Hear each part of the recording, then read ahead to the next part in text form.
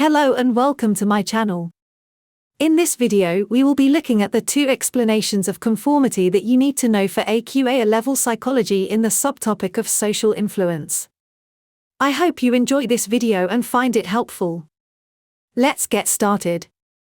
Psychological research has provided 2 explanations to explain why people conform: informational social influence and normative social influence. Informational social influence is about information and a desire to be right. It occurs when an individual accepts information from others as evidence about reality because humans have a need to be accepted but also have a need to feel confident that their perceptions and beliefs are right. It can occur in situations that are ambiguous where it isn't clear what is right, where decisions have to be made quickly, where an individual cannot rely on an objective test, e.g. comparing against facts, or where one person or a group of people are regarded as having more expertise. It is associated with internalization, where an individual changes both their public behavior and their private beliefs on a long-term basis. An individual's conformity in public behavior and private beliefs is the result of an individual adopting a new belief system, because they genuinely and truly believe that their new behaviors and beliefs are right. Jeunesse, 1932, conducted a laboratory study to investigate whether individuals would change their opinions in an ambiguous situation, after a group discussions. Jeunesse used a glass bottle filled with 811 white beans and asked individuals to privately estimate how many beans the glass bottle contained. Participants were then divided into groups of 3 and asked to come up with a group estimate through discussion. Following the discussion, participants were asked to individually make another private estimate of the number of beans in the jar. Jeunesse found that nearly all the participants changed their original answer after the discussion with the group. On average, male participants changed their answer by 256 beans and female participants changed their answers by 382 beans. Female participants conformed more. The range of the whole group went from 1875 before discussion to 474 afterwards, decrease of 75%. Jeunesse concluded that judgments are affected by majority opinions, especially when individuals are in ambiguous and unfamiliar situations.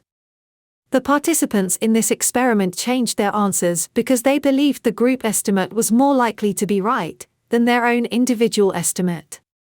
This suggests that people conform because they want to be right, and therefore supports informational social influence.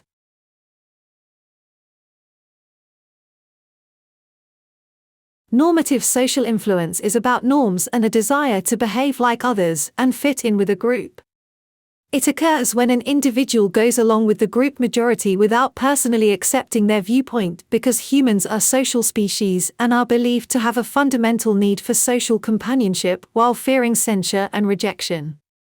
It can occur in situations where an individual feels they are being observed or are under surveillance from a group, in unfamiliar situations with people known to an individual as individuals are concerned with the social approval of friends, in stressful situations where an individual has a need for social support, or in situations where the norms are unknown and individuals look to others for a reference of how to behave.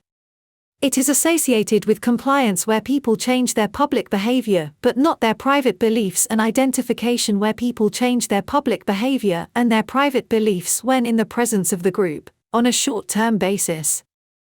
An individual's conformity to the majority position publicly without internalizing the viewpoint or carrying over the same behavior to a private setting is the result of an individual conforming to be accepted and approved by a group because it is socially rewarding, and an individual need and desire to avoid social rejection and disapproval. Ask, 1951, conducted a laboratory study to investigate whether social pressure from a majority group could affect a person's conformity rate in an unambiguous situation when an obviously wrong answer was given to a simple question by other members of a group. Ask placed naive participants with 6 to 8 confederates and showed them a stimulus line and 3 other lines labeled A, B or C. They were then asked one by one to say out loud which of the 3 sets of lines matched the stimulus line. The Confederates were instructed to give incorrect answers on 12 of 18 trials, critical trials. The results were compared to a control group in which no Confederates were used. ASK found on the critical trials, 36.8% of the participants, over a one-third, conformed to the clearly incorrect majority. 75% of participants conformed at least once during the experiment. 25% of participants never conformed. 1% of incorrect answers were genuine mistakes. 0.7% of participants gave incorrect answers in the control group. Most participants said they conformed to avoid rejection, NSI, and continued to privately trust their own opinions, compliance. ASK concluded that people are likely to conform to group opinions even when they are clearly wrong, due to the pressure to fit in, normative social influence. This suggests that people conform because they want to fit in and avoid social rejection, and therefore supports normative social influence.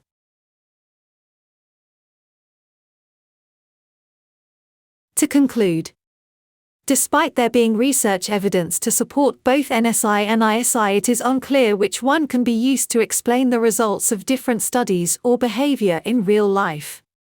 For example, ASK, 1955, found that conformity is reduced when there is one dissenting participant. The dissenter may reduce the power of NSI, because they provide social support, or they may reduce the power of ISI, because they provide an alternative source of social information. Both interpretations are possible. Therefore, it is hard to separate ISI and NSI, and both processes probably operate together in most real-world conformity situations, which suggests that the distinction between ISI and NSI might not be useful. Thank you for watching.